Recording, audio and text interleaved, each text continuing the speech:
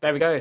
We're live. Hello, welcome to the first meeting of the Accountancy Growth Council. This is session number one, and our plan is to run a following 7 sessions, so 8 sessions in total, every one taking place on a Wednesday, and we're going to aim for 10 o'clock moving forward. But as this session is slightly shorter than the ones that are going to follow, we thought we'd do it slightly earlier.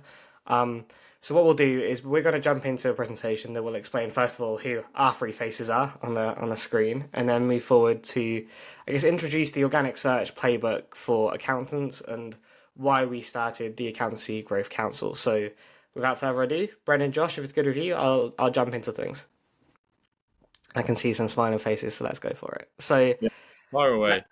let's answer the first question, which is who are you, right? So we are very aware that while the response to the Growth Council has been overwhelmingly positive, I think we've invited over 200 accountancy firms to join the council, knowing we had limited places of up to 50, and we're pretty much at that 50 limit. I think we've got 4 or 5 spaces left. So if you do want to sign up, please head over to join.growthcouncil/accountants, and you'll be, or accountancy, I think it is actually, and you'll be able to join the Growth Council. Now, anybody can join these sessions, but if you join the Growth Council, you will get access to an industry benchmark report that we have put together where we've audited over 200 accountancy firms to look at I guess, the most obvious and the biggest wins when it comes to organic search. And we've also created our playbook. So it's an 8 step organic search playbook to achieve more leads and more revenue for your firms. And if you do sign up to the Growth Council, you'll get exclusive access to that. So who are we then? My name is Harry. I'm the co-founder of 1225, an organic search agency.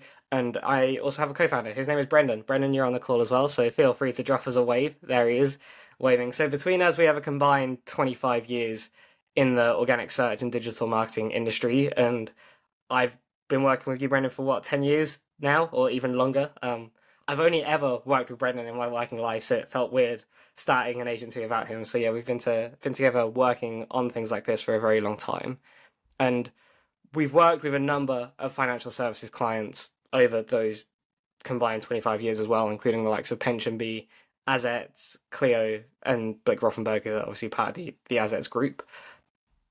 And we have a third member of the team. His name is Josh Truman.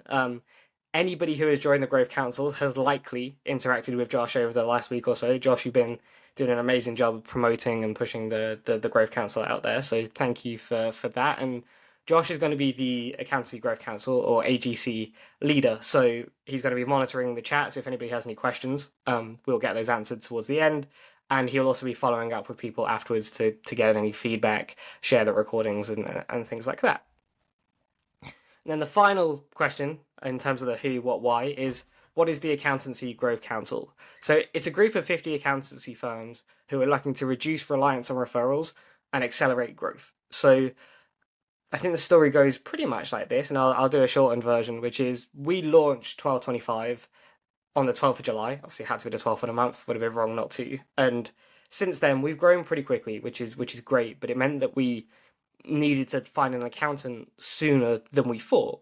So we did what most people, especially in our industry, would do, which is Google accountants Northampton. And what struck us straight away was how many firms were not set up to capitalize on those like top line, very obvious search terms. So we went away and did even more digging, and we found 2 things. One of which was, of the 200 firms we audited, very few, if any, have really set up to capitalize on organic search. And secondly, how much of the business that you are generating is generated through referrals. In fact, we found our accountant through referrals, and that is great, right? Like, we know, same with our industry and our business, a vast majority of the business is generated by referrals. But that does come with some inherent risks, one of which is it's incredibly difficult to predict when the next referral is going to come. And it also means you're heavily reliant on them, so you can't accelerate growth as quickly as you would like. And Brendan, I'm sure you'll agree, we have seen that in our time through other agencies that have been heavily reliant on referrals. Our biggest gripe has been we want to grow faster, but we can't. So we decided and have identified the opportunity within the accountancy space to help reduce the reliance on referrals and accelerate growth through organic search. And the Accountancy Growth Council is going to meet every Wednesday for the next 8 weeks, and we're going to explore and discuss and explain our framework to organic search success. And next week, as I said, everybody who is a member of the Growth Council will get access to our 8-step playbook for organic search success, and we'll make sure that we're always providing more free and actionable content, and there is a lot more of that to come. It's in the pipeline, it's being worked on by the lovely faces on this call here in Brennan and Josh. All right, so without further ado, let's get into it. The council is now in session. So, the organic search playbook for accountants, mentioned it a few times already, and it's pretty simple. It's 8 steps that if we nail all of those 8 steps, we will achieve business growth through organic search. So those 8 steps are understanding, foundations, quick wins, research, heavily prioritizing, then absolutely nailing the execution, into reporting, and then ultimately, if you're nailing those 7 steps, you can luck to scale things. And this first session is going to focus on understanding. That is going to be the focus for this week's session. So, the next obvious question is, what is organic search? But for us to get into that, we need to set the scene a little bit. Digital marketing is incredibly broad. And the problem with that is that people and agencies have understood it. And we really like jargon. Like, we've noticed this, Brendan, throughout our time as we onboard new clients, we will start saying even what we would describe as simple acronyms and things like that, like PPC and SEO. But if you don't have that fundamental level of understanding, everyone's like, oh, what do these things mean? And we really, really like jargon in the marketing space. And what this means is it made the barrier to entry way too high. And that is likely why so many accountancy firms do not invest in digital marketing. And how do we know this? As we said, we audited 200 accountancy firm websites to understand who is and who isn't investing in organic search, and where those big quick win and also large scale opportunities are for organic search growth. And mentioned it a few times, everybody who is an Accountancy Growth Council member will get a copy of this benchmark report over the next couple of weeks. So let's break digital marketing down then. Marketing is essentially a flywheel. Now, you have these sections on the outside, but I don't want to pay too much attention to those for the time being. The bits that I really want to focus on are the attract, engage, delight, and if we nail those, that leads to growth. So attract, essentially, if we think about this as a funnel, at the top of the funnel, we need to attract people to our websites, to our marketing campaigns, or if it's from a referral, to your firm as a whole. Once they get there, we need to engage with them in some way, right? So that means that your website needs to be providing helpful, engaging, and useful content to the user. And the theory behind that, and we know this, it's a time-tested thing, which is if you provide helpful and engaging content, you will start to delight those potential customers, then they will turn into customers. And if we nail that continually, that will lead to business growth. And every customer goes through the buyer's journey. Now, the buyer's journey is here broken down into only 3 steps and makes it look incredibly linear. We know it's not linear, but this is the best way to describe it. So we have the awareness stage, the consideration stage, and the decision stage. So the way that I would think about that is at the awareness stage, there are people who are starting to realize they may need help or there is an opportunity in some way. So if we take that back to 1225, in our case, we were growing quicker than we expected to, which was obviously great. But then we started to run into questions whereby, like, we had a VAT bill due, for example. So, Brendan, again, hopefully you would agree with this. We had no idea how we were to handle that VAT bill filing, what we need to do. So we were becoming aware of a problem that we had. And then as we went through some research, we understood that the next step from there was to get an accountant, ultimately through to the decision stage where we were actively looking to work with an accountant. And as I said, through our customer journey, we found that very few firms were set up to be really nailing and engaging with people at each stage of the customer journey. And that is ultimately what the goal of organic search is. The goal of digital marketing, really, but the goal of organic search is to engage your customers at every stage of the buyer's journey in order to drive sales. And that part there, in terms of driving sales, is incredibly important. Marketing activity has a bit of a rap, and I think an unnecessary, not necessarily accurate reputation for being a bit fluffy and a bit woolly. It's a place where you put some money just to say you're doing it, but ultimately you don't really look at the return on investment. That isn't how marketing should be done. We should have a massive focus on driving sales and understanding the ROI of any marketing activity that you are doing. And as we move forward through if I go back actually just to go through those steps of the playbook again, That's why reporting is so critical. If we don't understand what is and what isn't working, we can't drive business growth. And the goal of marketing and the goal of organic search is to drive business growth. And digital marketing, we like to think about it as pillars. So you have organic search, PPC, paid and organic social, and marketing automation. Now, again, this is oversimplified, but deliberately so. But if you are talking to an agency, or if you're doing some marketing, or you're starting to do some research into marketing, chances are these are the 4 pillars that you're going to be coming across the most. But the biggest opportunities in the short term for pretty much everybody, when we looked at the 200 plus firms that we audited, are going to sit in these 2 here, the organic search and the PPC section. So again, we said we like jargon. We just gave you 2 there in organic search and PPC. So let's break that down and keep it very simple. So these top sections here, where they say sponsored, they're ads. And if you're on Google, they're Google ads. So that means they're PPC, which stands for pay-per-click advertising. But if you go below that in the what we call SERPs, so search engine results page, which is everything on this page when you run a Google search, anything below the paid results is an organic listing. And organic basically means SEO, and we use those interchangeable, and we'll explain why as we go through the next section of the deck. So we would strongly advise you run a blended search strategy. So you're running a strategy where you have organic search, paid search, and then social and marketing automation, all of those running in harmony and simultaneously. But you should never run before you can walk. And we need to make sure that at least one channel is showing a return on investment before expanding to other channels. And for many of you, based on our audits and our benchmark report, you're at ground zero. This means you should focus on one of the biggest opportunities to grow your business and scale from there. And that big opportunity is SEO or organic search. So what is that?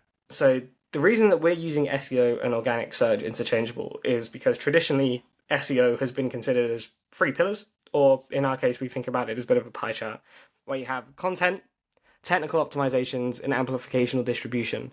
So 3 kind of core pillars. And most agencies will bill each of those pillars or each of those sections of the pie as separate services. And normally separate services means separate teams of people. And again, Brendan, looking at you here, but from our experience of leading several SEO teams and several PR teams who run the distribution, or developer teams who run the technical, one of the big problems there as well was the teams didn't communicate with each other. So then you didn't have one holistic strategy. You had 3 different strategies trying to achieve similar but different results. And achieving similar but different results is always going to be suboptimal. So what we have done is we have created an agency and a team of people who work on all 3 sections of that pie, all 3 pillars, and we call that organic search. So essentially, SEO, 3 different pillars, organic search, all of those pillars under one roof. And I've got a question from Charlotte. I've written it down. She's asked, do you have to invest in all the services to be effective online? As in, I assume she means all of these services here. Yeah. These ones, yeah. No is the answer. I think to get the most out of marketing activity, the answer is probably going to be yes, right? Like if you have the budget and you're able to, running a blended strategy of all 4 of these pillars or even more, is going to achieve the best results. That is kind of inevitable. But that doesn't mean you have to invest in all to get a return on investment and grow your business. This is something that Josh will be familiar with, but we talk about it a lot internally, is the power of focus. I would always advise a client, just do one of these pillars really, really well, and you will get a return on investment. That is far better than doing 4 pillars at 25%. So nail one of them, or at least extract 80% of its opportunity out of it first before moving on to another. Hopefully that helps. Yeah, thank you. No problem. So if we just go through a little bit. So yeah, as I was saying, it is very simple. So if we think about organic search, and the way that we think about this is it's essentially like pulling pillars, and these arrows here represent those pillars, essentially. So we have the technical content and off-page, or technical content, distribution, amplification, whatever you want to call it. And depending on where your site is in terms of optimization, will I guess it will have implications as to which lever and which pillar we pull the most. So it could be that we pull the technical and the content pillar. It could be that we pull the off-page and content pillar. But most of the sites that we work with will get the most growth by focusing on content, but that content having a relentless focus on the customer experience. And we'll explain what that means as we move throughout the rest of this deck and as we move through the 7 steps of the organic search playbook.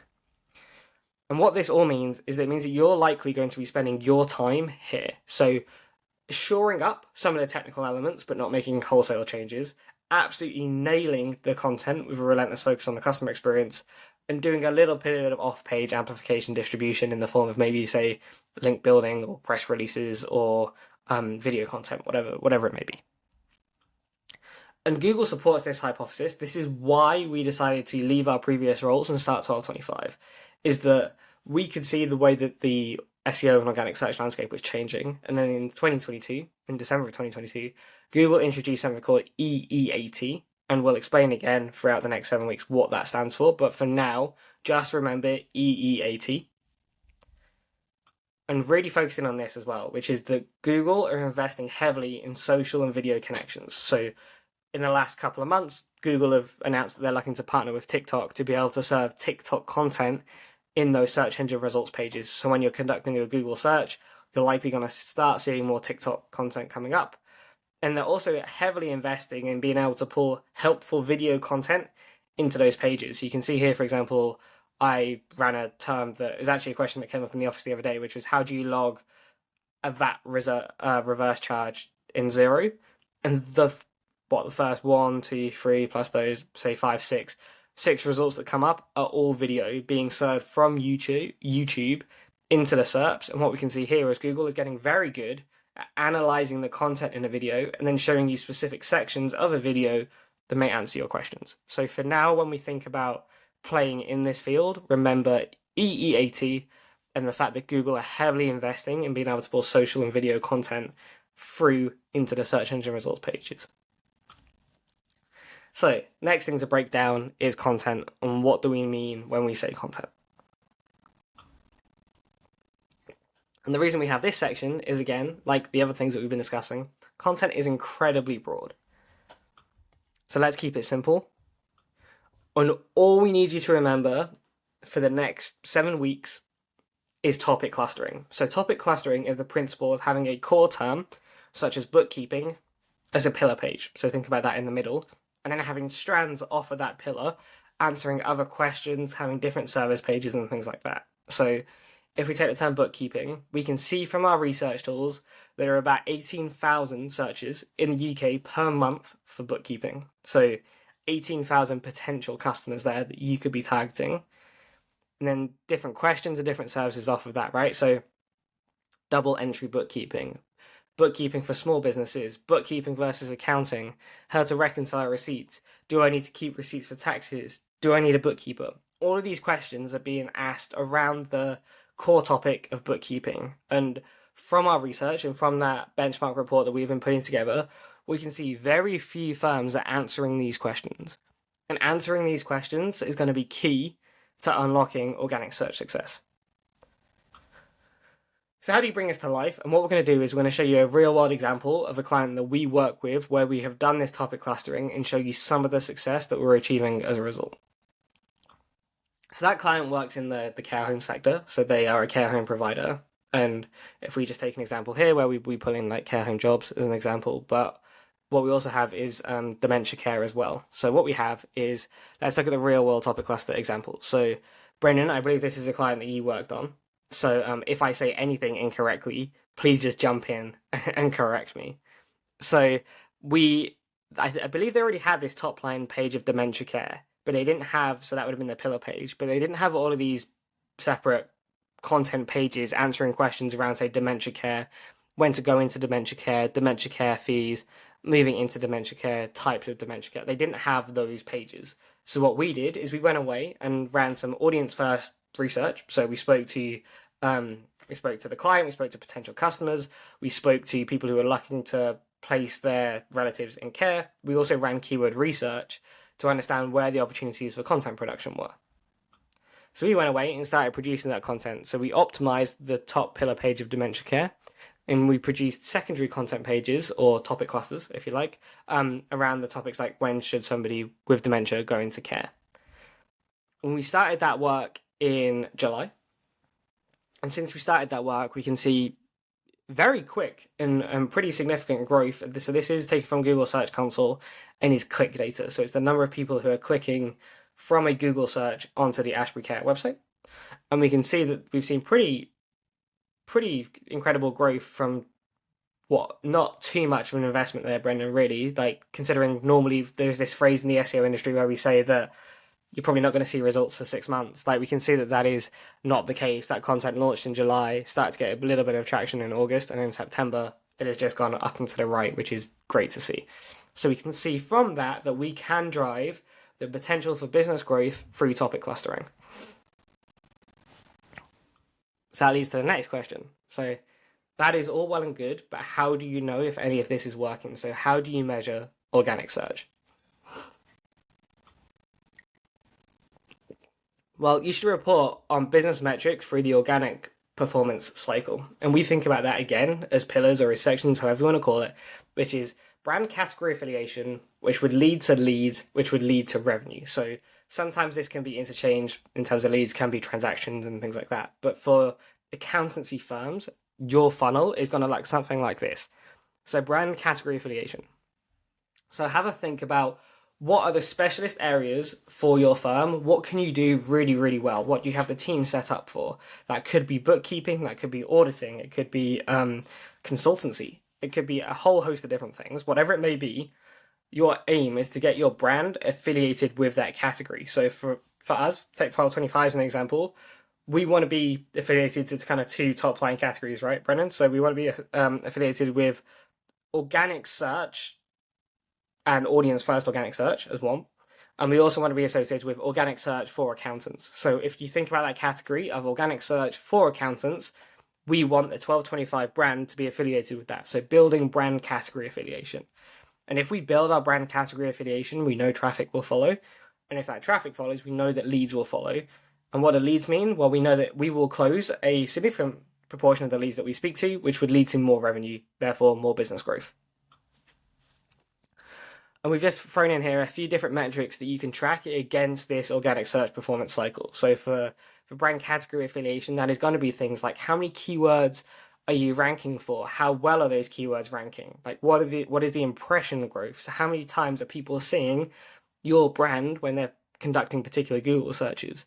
When it comes to leads, we can start measuring traffic. So branded traffic, which is going to be an indication of your brand category affiliation growing, and non-branded traffic, which is, again, an indication that your organic search strategy is starting to take off. So if we go back to this one here, so let's say you're starting to rank for the term bookkeeping for small businesses. That isn't a branded search, right? Because they're not searching firm X. They're searching bookkeeping for small businesses.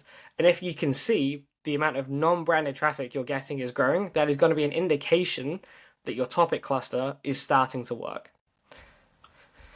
Then from revenue, we can start measuring things like lead to customer conversion rates. So we can get an understanding of, your likelihood of closing a lead. So you can start to measure that way more effectively, and ultimately revenue. So measuring that return on investment. And you can start then from there going deeper into profitability and things like that.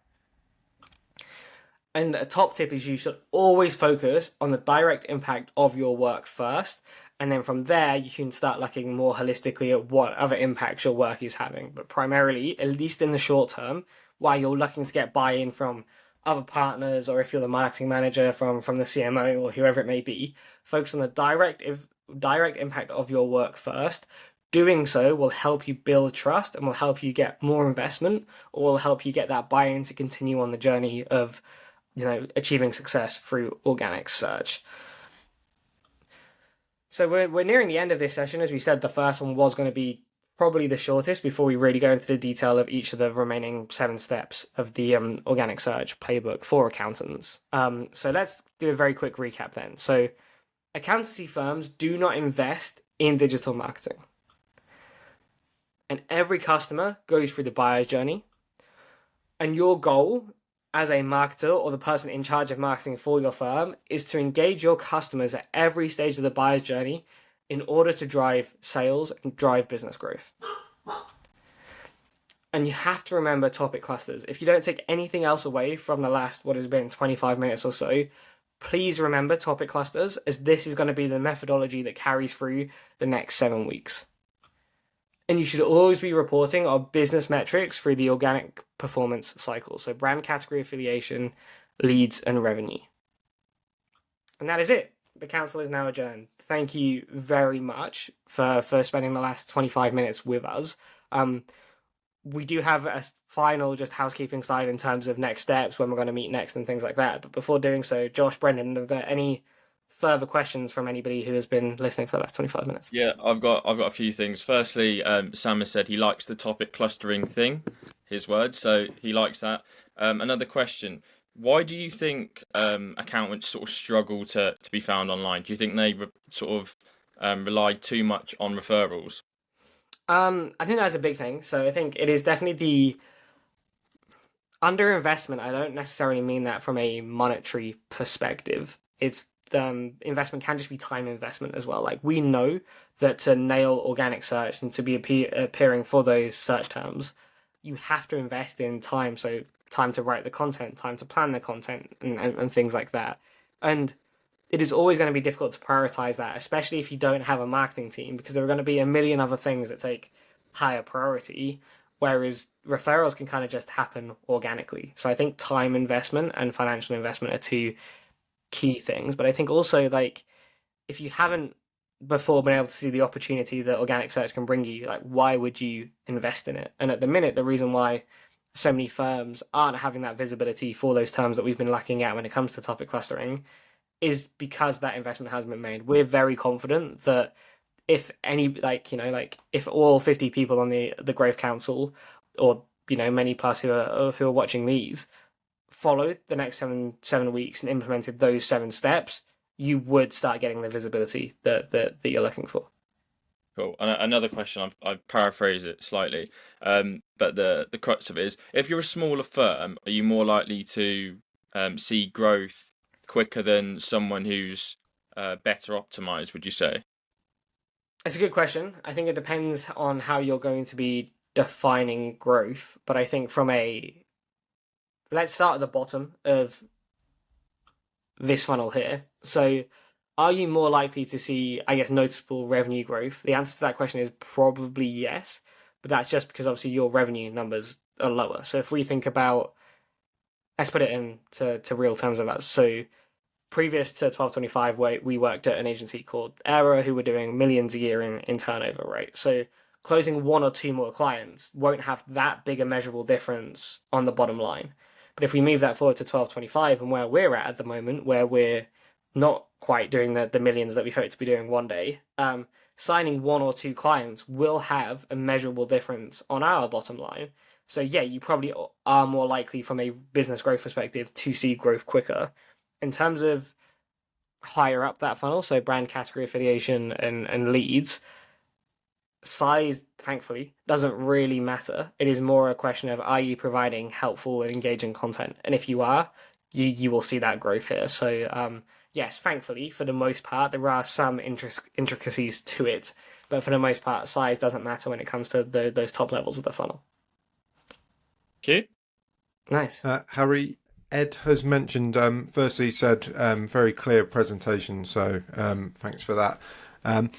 But in terms of understanding, what level of understanding would accountants who aren't necessarily marketeers, like they're just accountants day to day, they're working on their firms, and this is a side kind of project to increase growth, what level of understanding do they need to make the most of marketing?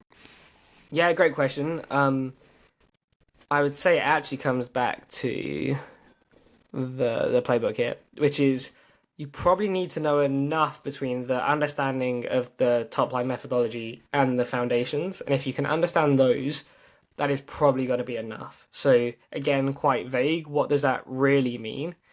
I would say you need to understand organic search is made up of these three pillars. So content, technical optimizations, and amplification. You don't really need to know much more than that. You need to know that most likely you're going to be playing here. So pulling a little bit on the technical and off-page pillars, but really heavily focusing on content and always having your customers and potential customers front of mind. You have to understand what you're trying to achieve, which is topic clustering. So really remember topic clustering. And know that you're going to be focused on brand category affiliation, leads, and revenue. So what's that, 4 or 5 slides? And if you can just remember those 4 or 5 slides and have those in the back of your mind as you're progressing, either starting to do some of this for yourself or starting to work with an agency, if you have those 4 slides down, you're going to be absolutely fine. Yeah. And Lena's asked as well, just quickly, what's the benefit of just getting started? Just getting blogs written?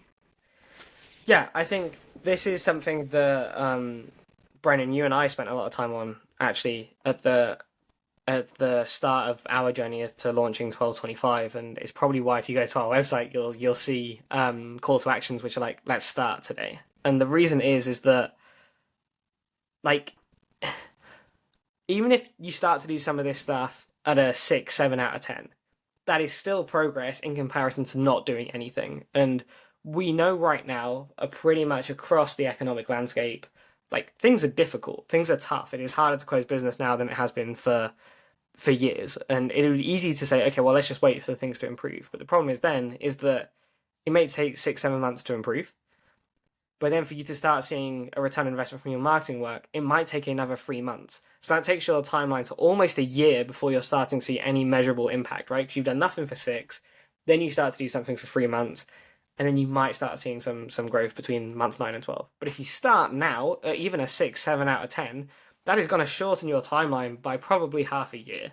So just starting to see some benefits of your work, whether it be just some small increases in brand category affiliation, or it may go really well, you might start to see some revenue off the back of it.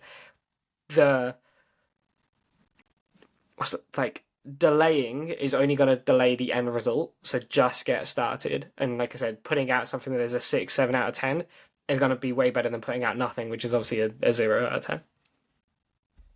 Perfect, thank you.